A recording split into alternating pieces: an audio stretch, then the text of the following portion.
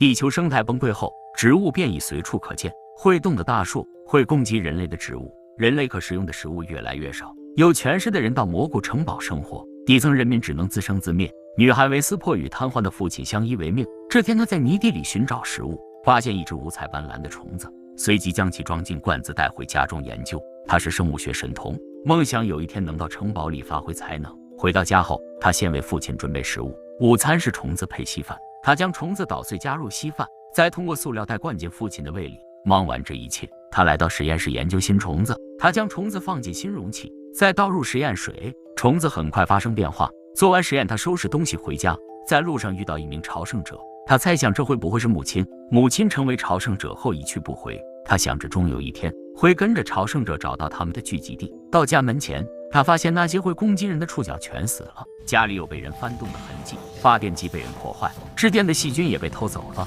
维斯珀顿时慌了神，家里的备用电池已经用掉了，没了电，父亲的生命很难维持。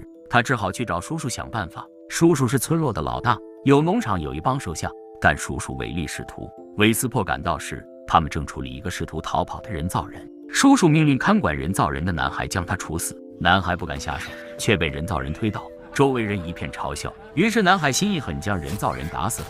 维斯珀觉得叔叔这是在浪费资源，但叔叔懒得跟孩子多解释。维斯珀只好说正事，他希望能用血液换取发电细菌。只是叔叔抽了血，让他等2天卖掉血液后再来，这哪里能行？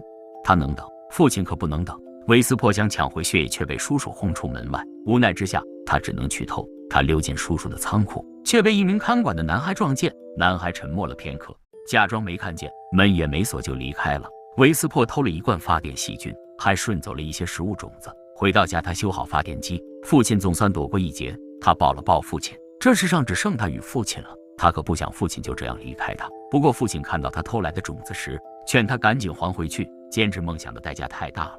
维斯珀与父亲吵了一架，跑到树林里。在这里，他见到一名受伤的女孩，正被周围的植物吸收血液。他将女孩救下，带回家里处理伤口，敷上特制的药物。女孩名叫卡拉，来自城堡。她与父亲乘坐的滑翔机坠落，父亲现在下落不明。卡拉请求维斯珀能帮忙找到父亲，事成之后会给予丰厚的奖励。维斯珀父亲怕卡拉来历不明，会给他们带来麻烦，立马拒绝。但维斯珀指望着卡拉能带他们去城堡，一来可以医治父亲，二来可以完成他的梦想。他的父亲曾为城堡工作，受伤后只给一台破旧的无人机，让他与外人交流，啥好处也没留下。之后更是被扔在这贫瘠地带，自生自灭。卡拉听后表示，他的父亲是城堡的高管，只要帮忙找到他，他们一定会帮忙的。晚餐依旧是虫子配稀饭。卡拉第一次见到这种食物，难以下咽。殊不知这是他们这里最拿得出手的美食了。晚餐过后，维斯珀父亲突然昏迷，正当他手无足作时，只见卡拉定了定神，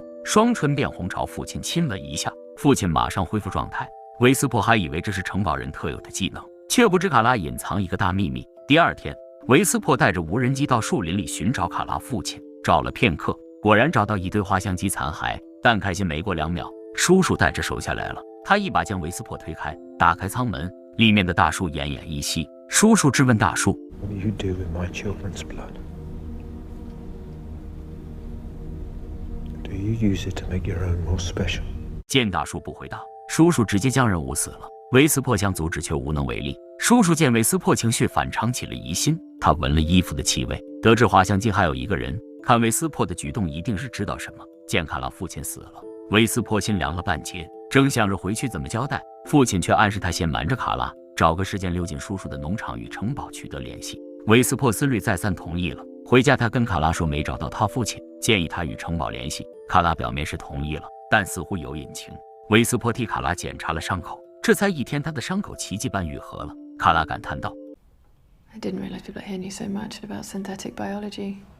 见有人如此欣赏他，维斯珀立马带着卡拉到他的秘密花园，这里全是他生物合成的植物，有夜色里闪着亮光的美丽花朵，有像灯泡般闪烁的植物，还有暴脾气的生物。卡拉在城堡里没有见过这样的植物，他被维斯珀的能力惊呆了。次日，维斯珀带着无人机潜入叔叔家，他想借用叔叔的收发器与城堡联系，但被狡猾的叔叔当场抓获，无人机被弄坏，还威胁维斯珀说出滑翔机里另一人的去向。维斯珀几句话搪塞过去了。在他临走前，叔叔暗暗警告他，他不会放过偷他种子的人。上次放他进农场的男孩被送走了。韦斯珀战战兢兢地离开，他发现无人机飞得摇摇晃晃，说话也不利索了。更可怕的是，他见到帮他的男孩的尸体。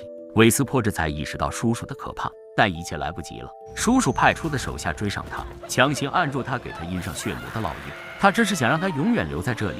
韦斯珀回到家闷闷不乐，卡拉安慰他，只要找到他父亲，一定会有办法的。韦斯珀这下崩溃了，说出了他父亲去世的消息。两人来到河边，卡拉抱着父亲的尸体痛哭。韦斯珀将他拽上岸，却意外发现他后背上的疤痕，这才得知卡拉是人造人。原来卡拉是父亲创造出来的生物，但在城堡里私自制造有思想的人造人是重罪。于是两人就坐滑翔机逃离，中途被追兵击中掉落。得知真相的韦斯珀气愤极了，他去城堡的梦想再次破灭。回到家，韦斯珀向父亲说出真相，而在另一个房间的卡拉企图自杀，但因为刀没插准位置，痛得大叫一声。韦斯珀闻声赶来，自此两个女孩放下心结，决定好好面对困境。韦斯珀提取卡拉身上的细胞做研究，但发现细胞被锁上密码了。这时卡拉突然想到，父亲在工作时，他在一旁弹琴，或许这就是密码。随着他琴声响起，韦斯珀发现实验纸上的细胞发生了变化，他随即滴入一滴实验水，两个细胞竟然完美融合。